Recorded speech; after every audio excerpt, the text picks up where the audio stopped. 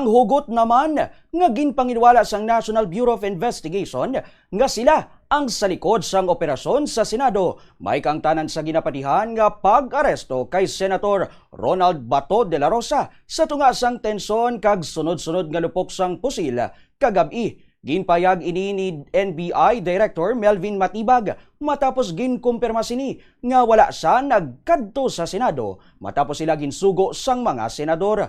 Ginatag man sang opisyal nga wala sang ahente sang NBI nga ato sa sulod sang Senado sang natabo ang insidente. Sunod sa iya, ginpangabay lamang ang ila presensya agud usisaon ang seguridad sa palibot sang Senate Building.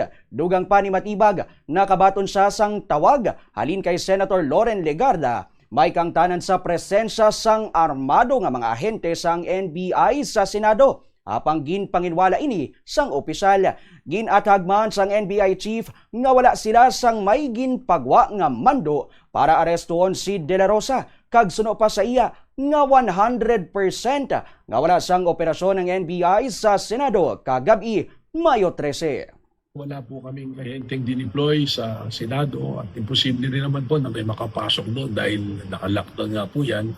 Ang ang nagbabantay dyan, may new guards, may security, at sa pagkakaalam po may mga pumasok pa pong marine. So, hindi naman po yata kapani-paniwala na makakapasok doon yung mga NBI agent. At pangalawa po, kami po nandito mula pa po nung umaga, meron po kaming planning, buong araw po kami nandito.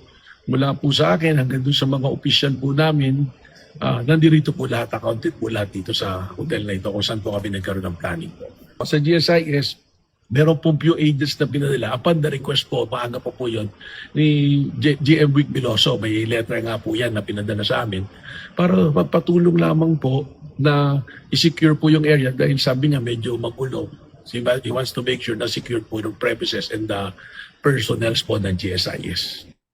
Sabtang ginkumpirma man ni NBI Director Melvin Matibag nga wala sang may nasamaran sa nasambit nga insidente. Ginpasiguro man ni NBI Director Matibag nga magapatigayon sila sa National Bureau of Investigation sang investigasyon kangot sa insidente nga natabo kagabi kung sa diin may linupok sang pusil ang nabatian.